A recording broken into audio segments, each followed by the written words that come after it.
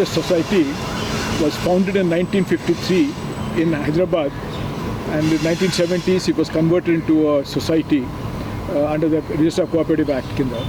It's been continuing from that time, so it's almost 65 years old as a society.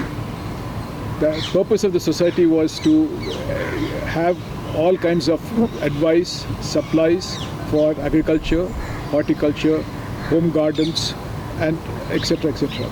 So in the beginning, you had a membership that had a large base of right from the nobles of old Hyderabad to housewives, to gardeners, to people who are interested in gardens, farmers, scientists, bureaucrats. A lot of the ex-chief secretaries were members of the society also in those days.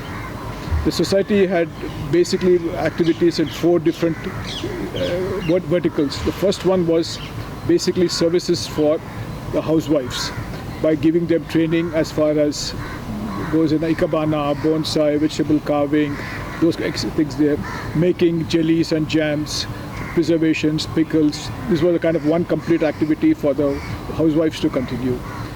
Another one was for home gardens. Hyderabad at one time was full of gardens. Everybody's house was a beautiful garden to see, and therefore they needed expertise to maintain those gardens. So the society would train malis in the areas how to maintain the gardens, and they would go to those houses with the materials and look after them once a week or once in 2 weeks and maintain those gardens. So this was a service provided for basically house owners to give them very beautiful gardens. The third one that they do was hold a lot of training programs here for the farmers, whether it was in grafting, whether it was in other gardening requirements. So you had trained malis coming out from here who was trained by society here. The fourth one was to supply whatever information, advice and material is required for both agriculture, horticulture and gardens. So we had a small center here where the best material was made available at a very reasonable cost. And the advice was given by experts who are sitting around me, who are probably the most competent people to give the right advice. So instead of being politically biased or trying to give the advice for the most expensive fertilizer, the most expensive pesticide, they would give the exact correct advice for what the requirement is of the crop or the tree or whatever it was there. So it was a great service for the farmers. Before the breakup of the Andhra Pradesh to Telangana and Andhra, if you see almost a lot of the horticulture gardens around Hyderabad and even the districts, the original plant material came from here. The people who go to the nurseries, select the best material, bring it here and then distribute it. And if they wanted more, they'll say, go to so-and-so nursery from whom we have bought this material. His quality is the best for that variety and this is the price you must pay. So almost all the entire horticulture, whether it's mango or guava or danima or sapota or sitapal, all of them basically came out of the initiative taken by the society. And this is something that is a unique activity by the society, and we would like to make it stronger and make it more vibrant.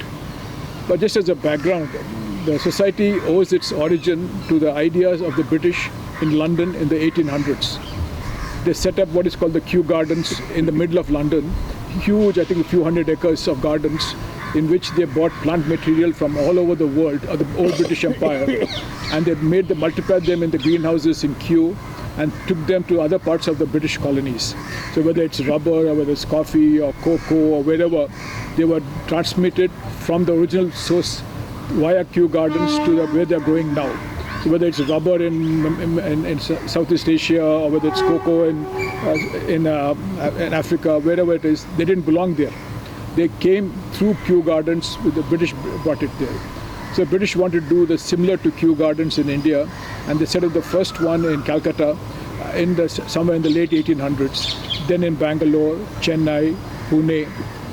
We were kind of late, but we were still one of the first ones in non-British India. In 1953, this was set up here. So we have a long ancestry that goes back, if you go back that way to Kew Gardens, which is almost 200 years old. So this is the kind of a perspective that we must have. How do we encourage greenery? How do you encourage battling climate change? How do you encourage good nutrition? How do you encourage farm people to have home gardens, beautiful gardens? and this is the purpose of the society. So we are doing that. Thank you.